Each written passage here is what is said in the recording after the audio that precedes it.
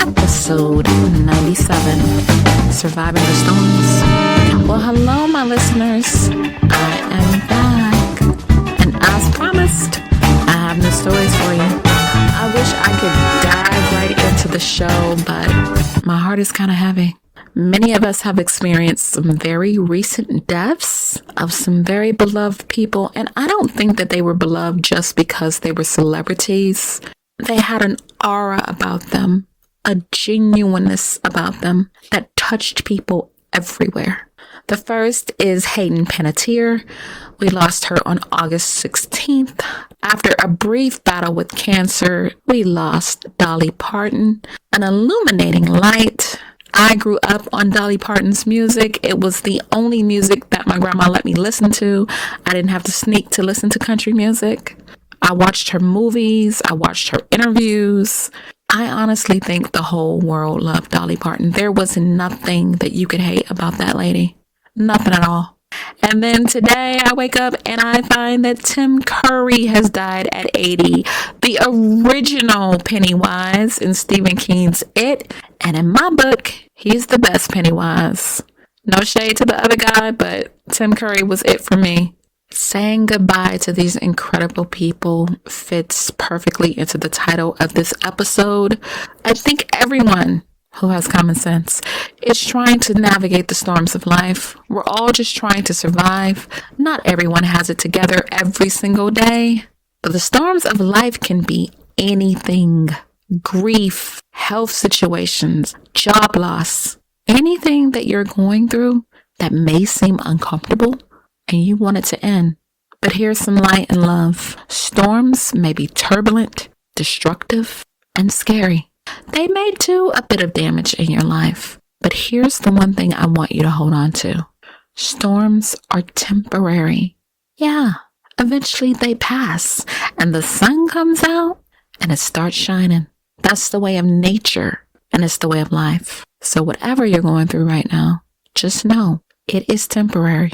It won't be around to stay for long. All right? We landed a new country on our analytics, Nepal. Shout out to our friends in Nepal and thank you for tuning in. And that leads us to our first stop.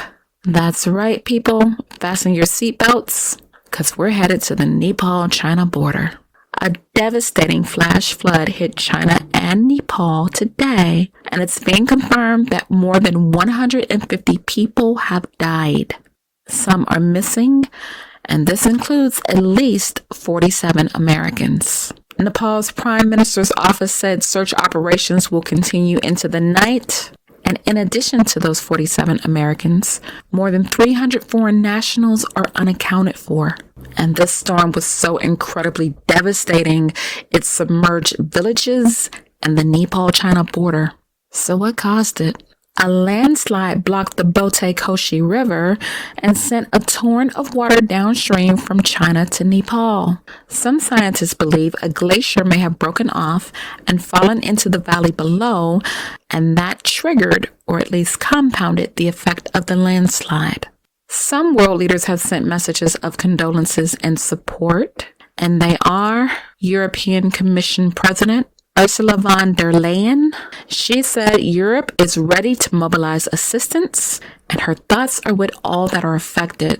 India's Prime Minister Narendra Modi also conveyed his condolences, along with Canada's Prime Minister Mark Carney and Australian Prime Minister Anthony Albanese. Now guess who's missing from that list? Yeah, that's right. The orange buffoon who leads us. Now, if that were anybody else, Clinton, Biden, Obama, there would have been a statement made to Nepal and China, especially since 47 Americans are missing. That's one of the duties of a U.S. president, but not today. Because our country is being run by idiots, narcissists who couldn't care less what happens across the world because they're too busy being racist, deporting immigrants. 2028 can't come fast enough for me. Our thoughts and prayers are with our friends in Nepal and China. We have listeners in both countries. I know it may be hard for everyone, but please hold on. Rescuers are still looking for survivors. And as bad as it seems, it's going to end. And you guys are going to come out on the other side and see the light. And speaking of idiots and deportation, where are some of these people going? Well, some of them are going to our next stop, Liberia, Africa. Liberia once welcomed Black Americans with open arms, but now it's receiving people that Trump and his band of monkeys are throwing out. 20 people flew to its capital, Monrovia, from Louisiana. And according to the agreement, up to 1,200 people could be transferred to Liberia. Liberia is a country of less than 6 million people, and many of them are descendants of formerly enslaved Black Americans. According to Liberian officials, the new arrivals were from African and Western Hemisphere countries. Why Liberia agreed to take migrants, I don't know, but its name translates as the land of the free. Not all Liberians are happy about it. Fida Morris is 48, and she said, "This country is going through a lot, and having more people come in, can we handle all of this?" But she said she sees the new arrivals through the lens of Liberia's history and is struck by the contrast.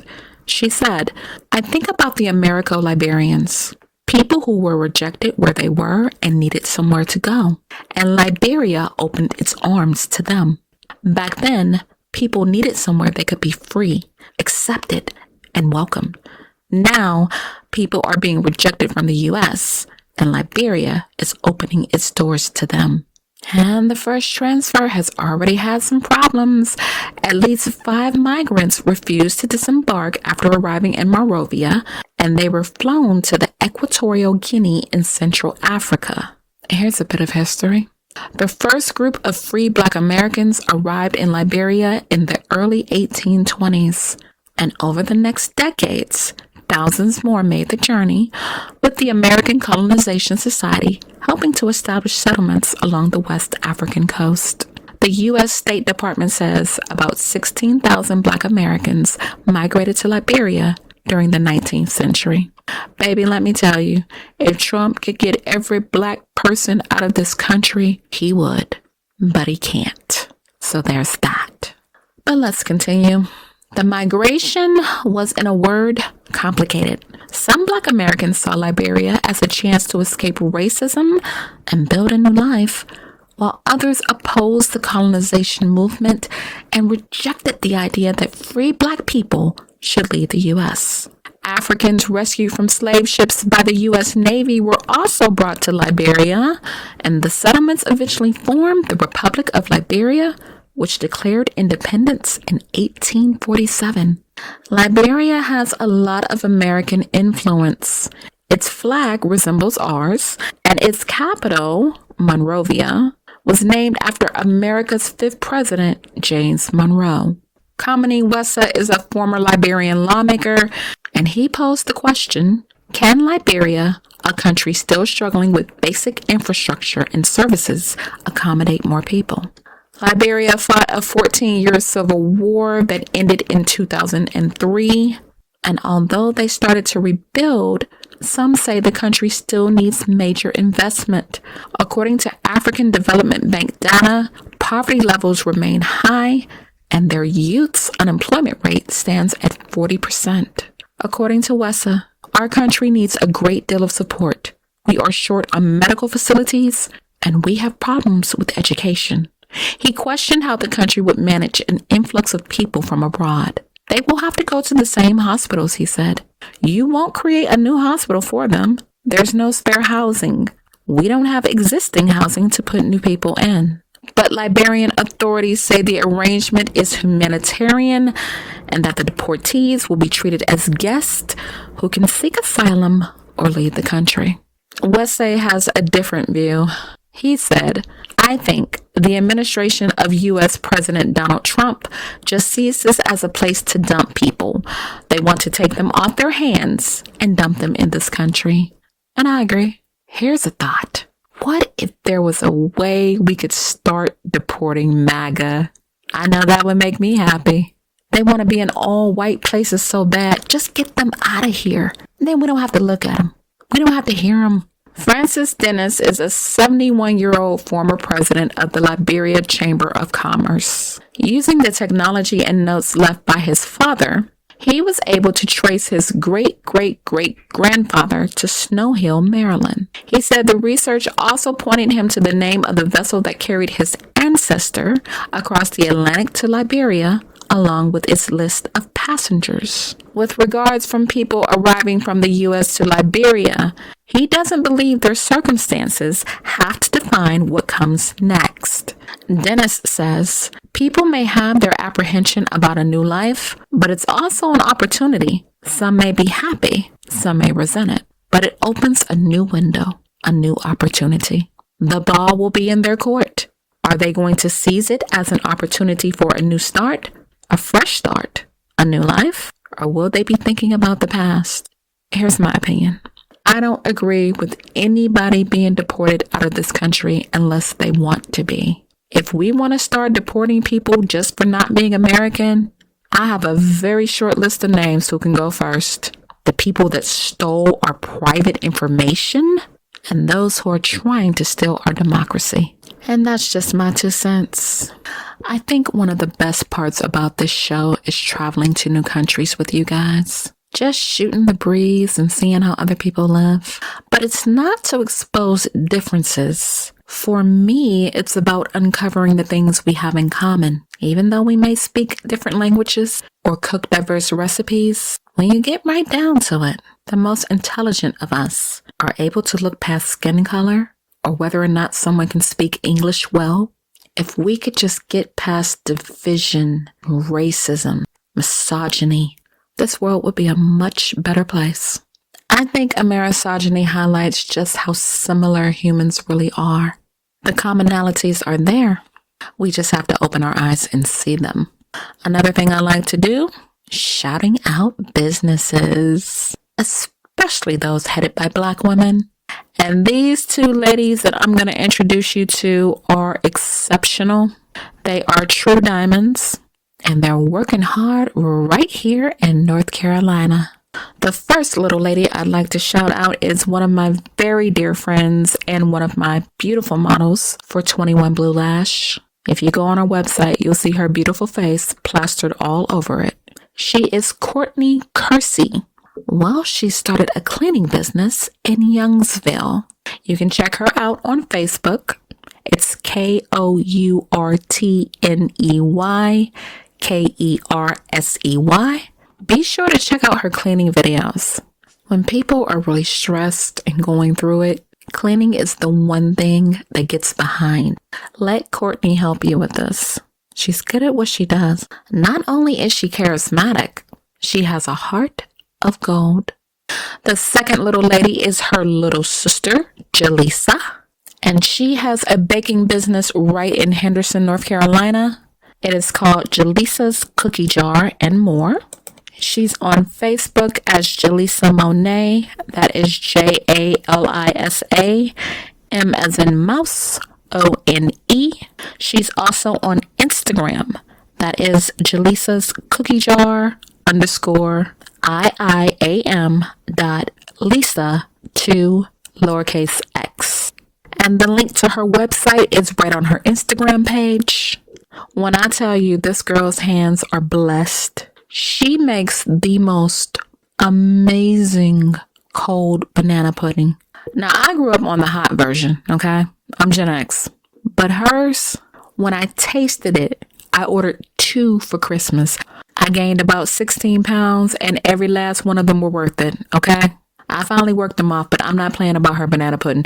Not just her banana pudding, her cookies, everything she makes is homemade, so delicious. I'm telling you, you guys, hit her up on Facebook, Instagram, and her website. She takes Cash App as well. All right. Those are my girls. Go and support them, North Carolina. I promise you, you won't be disappointed. Now, here's a story we can sink our teeth into on International Women's Day. Iranian women are standing firm and fighting back against a crackdown on how they dress. Let's take a ride to our next stop, Iran.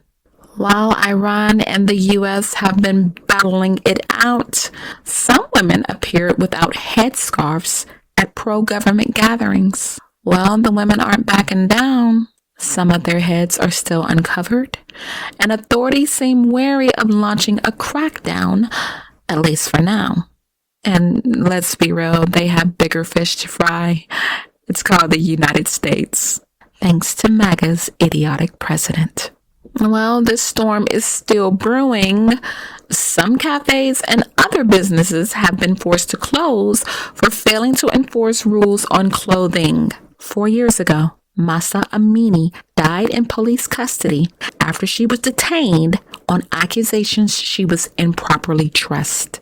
This sparked a protest movement called Woman Life Freedom. You know, that's right up misogyny's alley. Advocacy and strong women. Unfortunately, the movement was suppressed. By the end of 2024, Amnesty International reported that the Iranian authorities were waging war on women and girls. But here's a bit of light. The protests had lasting consequences. Despite warnings and sporadic enforcement, there is a widespread defiance of official regulations, especially among young Iranian women. And ladies, if you can hear me, Iran is one of the countries that listens to us. Keep fighting. Do whatever you have to do to stand for your freedom. You know, ladies, if you lived on Platirius, you wouldn't have to worry about this. Platirius is a book that I wrote in defiance of the dismantling of Roe versus Wade. And here's what happened. The women decided to band together and kill all of the men. They only kept 3 alive, and those were the ones that were most useful to them. Can you imagine a world where all the governments were run completely by women? I think that would be a beautiful thing. Now, ladies, I'm not saying go out and kill male government officials, but women overthrowing their governments all around the world is a juicy idea. I believe women should be allowed to wear whatever they want to wear or not wear. I don't know how men think they have the right to tell us what to do. It's sick. And what they're doing to women for exercising their freedom is even sicker. Listen to this. Just in June, a popular Iranian singer, Parastu Ahmadi, together with 8 members of her band and production team, were sentenced to 74 lashes and banned from leaving the country for 2 years. All because they had bare shoulders and uncovered hair at an event. Now, you might say that this is their cultural identity, this is their religion, and that women should be modest and listen to the men. Well, guess what? I don't.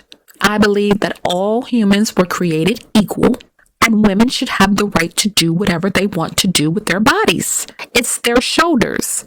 It's their hair. What is it to men if they don't cover them up? To me, it's about power and control. Trying to depict women who do not wear the hijab as disloyal to their country is atrocious. And I'm so glad these women are fighting back. I've seen social media videos that are showing young women on scooters wearing helmets, not headscarves. Why is that imperative? The government is yet to fulfill a promise that women will be issued licenses to ride motorbikes.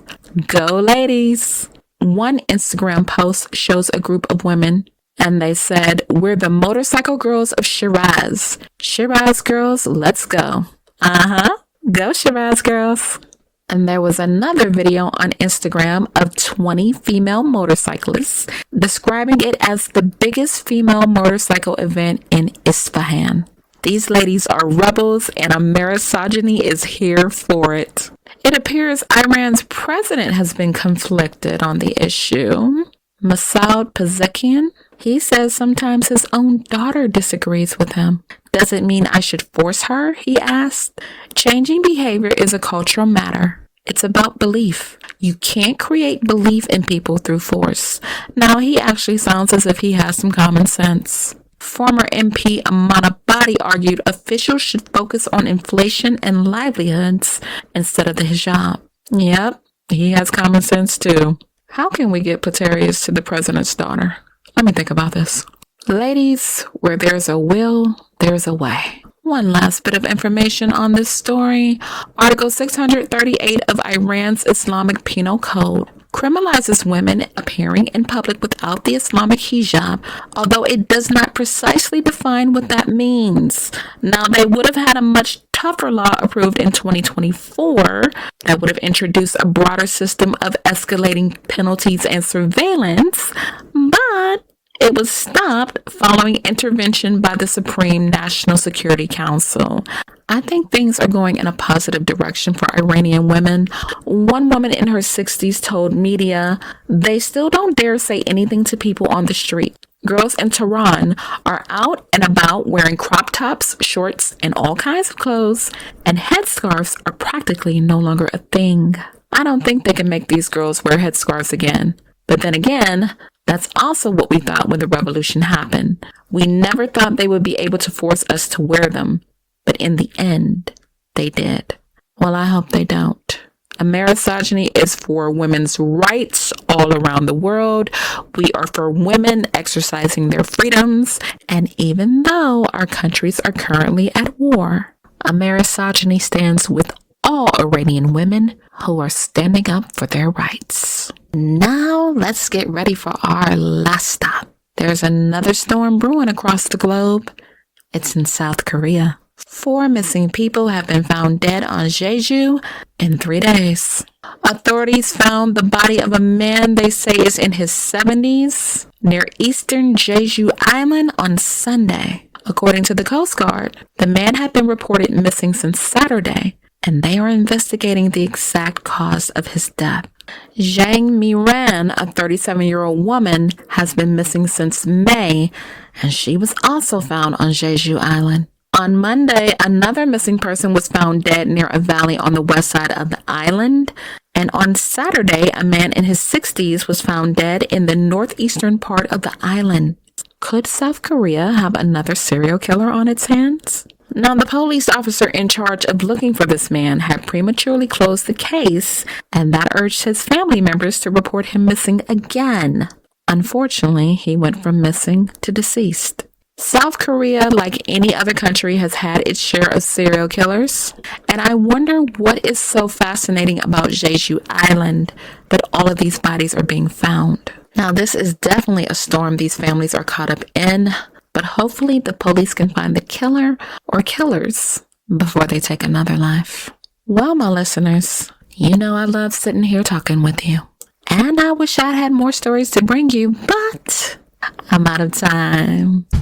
If you learned anything from this episode, you know what to do. Hit that follow button and listen to me on Podbean, Apple Podcasts, Spotify, Samsung, iHeartRadio, YouTube Music, and you can also listen to us on our Facebook page, 21 Blue Lash. I will be back with more stories. Until then, hold tight to your loved ones as you try to navigate through these storms. Be easy. Take care of yourselves. Have a good weekend.